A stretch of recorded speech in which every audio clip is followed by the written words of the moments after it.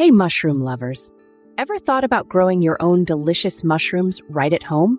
And what if I told you you could do it using something as simple as sugarcane? Intrigued? Stick around because in this video, we're diving into the fascinating world of mushroom cultivation using sugarcane. It's easier than you think and a fantastic way to grow your own fresh fungi. We'll take you through every step from start to finish so you can become a mushroom growing pro in no time. Plus, we'll uncover why sugarcane is actually a fantastic medium for mushrooms. Ready to get started? Let's jump in and explore the amazing world of growing mushrooms with sugarcane.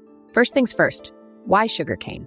Well, sugarcane bagasse, that's the fibrous stuff left over after extracting juice, is packed with nutrients that mushrooms absolutely love. It's also readily available in many areas and a fantastic way to recycle agricultural waste. Growing mushrooms on sugarcane is not only easy, but also super eco-friendly. So, how do we actually do it?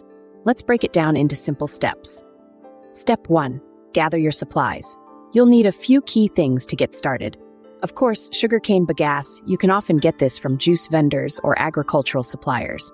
You'll also need mushroom spawn. Oyster mushrooms are a great beginner-friendly option and thrive on sugarcane. You'll also need containers, buckets, or grow bags work perfectly. And lastly, some water and optionally some lime to help sterilize the sugarcane. Got your supplies ready? Great, let's move on to step 2, preparing the sugarcane.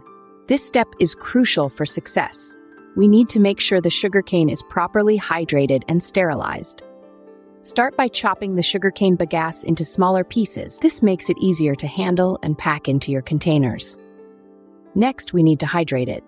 Soak the chopped sugarcane in water for at least 24 hours. This step is vital as dry sugarcane won't support mushroom growth. Think of it like preparing the soil for any plant. Hydration is key. After soaking, it's time for sterilization. Now, there are a couple of ways to do this.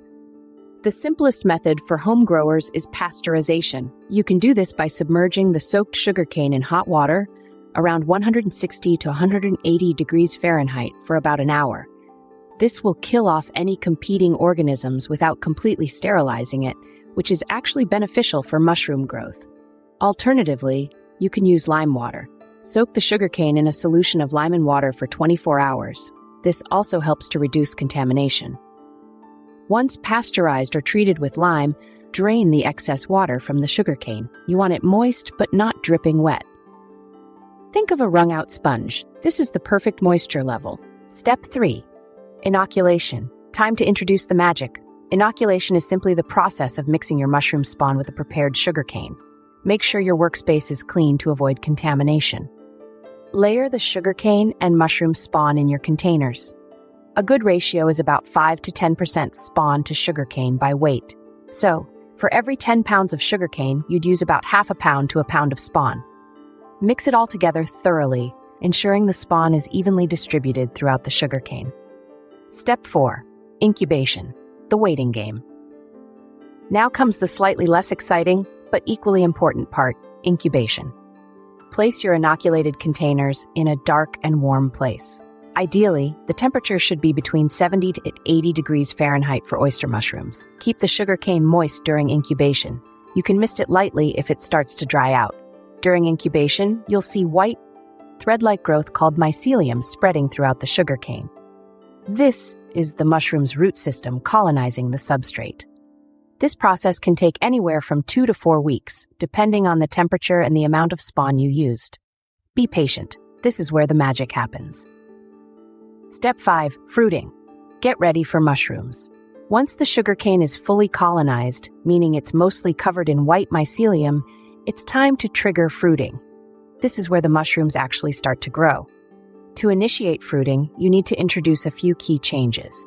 First, increase humidity. Mist the containers regularly to keep the environment moist. Second, introduce fresh air. Mushrooms need oxygen to fruit. And finally, provide indirect light. Not direct sunlight, but some ambient light is beneficial. You'll start to see tiny mushroom pins forming within a few days to a week. These pins will rapidly grow into mature mushrooms. It's truly amazing to watch. Step 6. Harvesting. Time to enjoy your harvest.